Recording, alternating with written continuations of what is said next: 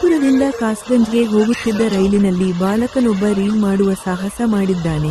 ಕಾಲು ಜಾರಿ ಬೀಳಲು ಮುಂದಾದಾಗ ಪ್ರಯಾಣಿಕರು ಕೈ ಹಿಡಿದಿದ್ದಾರೆ. ಈ ಬಾಲಕ ರೈಲಿನ ಹೊರಗೆ ಈ ರೀತಿ ಹಲವು ಕಿಲೋಮೀಟರ್ ದೂರ ನೇತಾಡಿದ್ದಾನ. ಅದೃಷ್ಟವಶಾತ್ ಪ್ರಾಣಾಪಾಯದಿಂದ ಪಾರಾಗಿದ್ದಾನೆ.